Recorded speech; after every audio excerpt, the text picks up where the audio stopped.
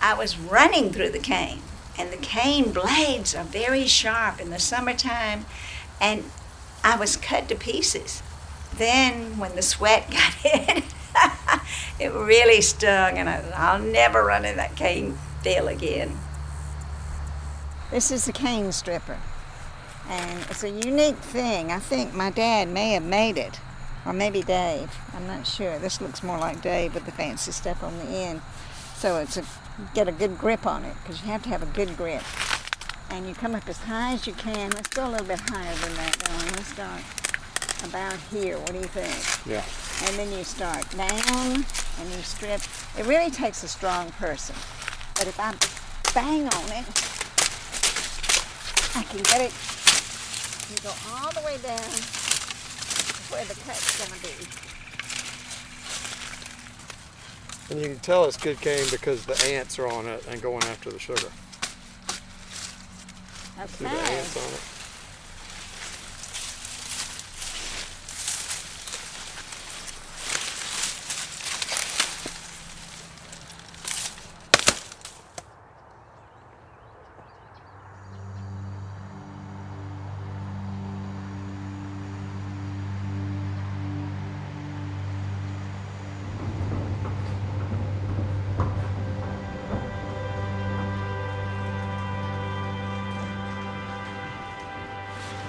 You see old people, that come up to these things and they say, I ain't seen that in 40 years. It brings back memories. Hopefully it's good ones. Because, people in the community used to be seem to be a lot more unity. The main reason you do it is, try to carry on a tradition, try to get younger people to be involved in it, to know how to do it.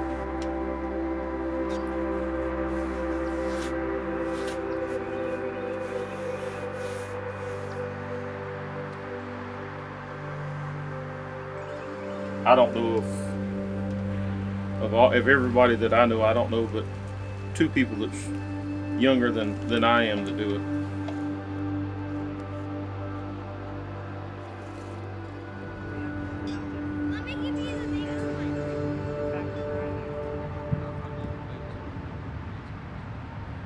Out the back of the chicken coop was the cane grinder. And I knew exactly where it sat. We would play on it because you could climb on it. And it was only used once a year. I was the youngest of 6 children, 6 living children. There were 7 of us. We lost one as a child. And I remember so vividly, very young, trying to reach my father's footsteps in the plowed dirt as the mule pulled the plow, and he held it, and I followed behind, and it was almost impossible.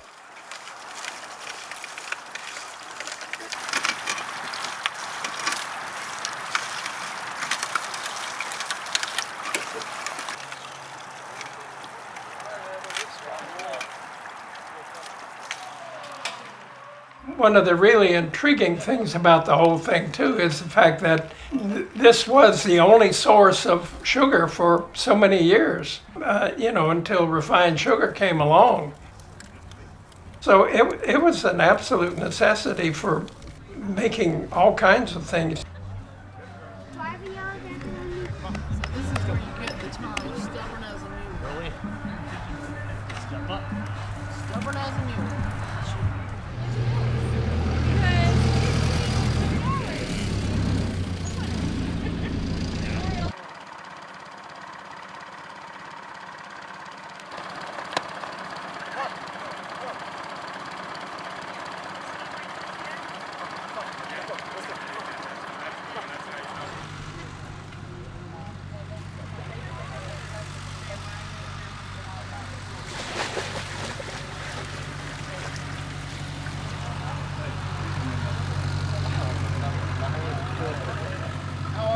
Good to see you, sir.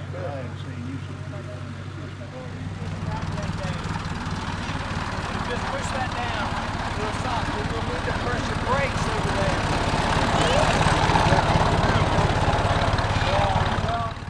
Part our desire for this property is to share it. We enjoy it, but we want to share it.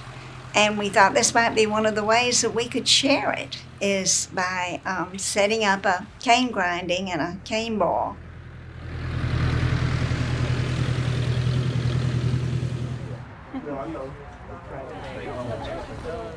The cane ball is very important for tradition's sake. We do it for a number of reasons. One, to carry on the tradition. The other is to provide a social activity for family and friends. We're about to walk it out. Back it up. Hello. 1, 2, 3, 4, 5, 6. Start again. Nobody complains, 'cause of the women and the men. They like us show this thing. Hey, hey. We're always conscious of trying to remember the past. These are childhood memories for me, and we just would like for our children and grandchildren and other people their ages to know about it. 6, 7, and kick. 1, 2, 3, skis. 5, 6, 7, go. 2, 3, and 4, 5, 6, kick right here. 1, 2, 3.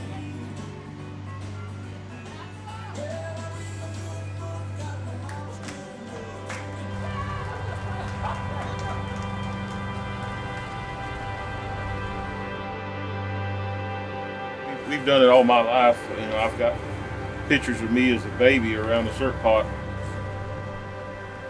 I learned a lot of lessons. You know, when I first started doing it, when my granddaddy had, you know, a stroke, and we started doing it on a regular basis. You learn from, you know, making it too thick, making it too thin. My granddaddy had a bad reputation. When the syrup got ready, he would take the dipper and just stir in the pot. And I learned that always put a lot of sugar in the bottom of the bottle, and that's one of the things you try to keep from is, you know, having sugar in the bottom of the bottle.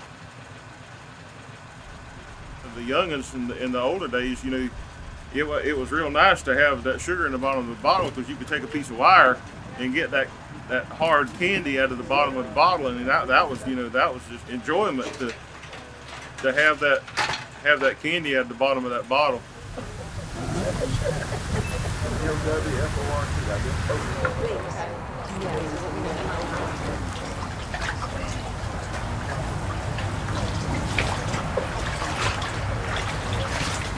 Well, you're looking for that gold color, them little small bubbles, like about what you see there. It'll start just plumb boiling, like flopping, like grits. Oh, really? A hominy. Oh, really? Okay. Yeah.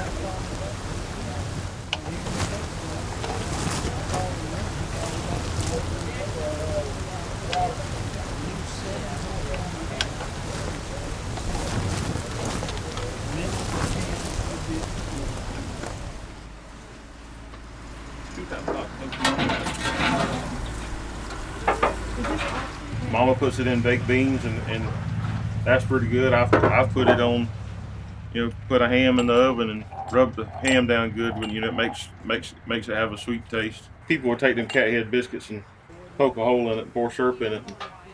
Some people would wrap them up in newspaper and carry them to work with him. Old time people would take a little bit of syrup and pour it in a jar and fill the rest of the jar up with water and carry what's called sugar water, and they carry that to work, you know, give them energy.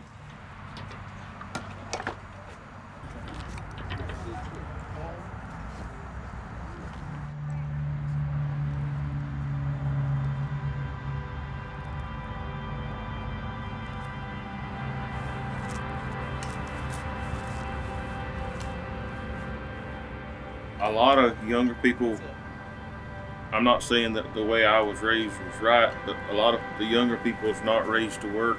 But to find a way to make younger people interested in this, there is no way really, because I mean, like I said, it's a lot of work, and even when you get the finished product and you get syrup, you can't compete with grocery store prices of syrup.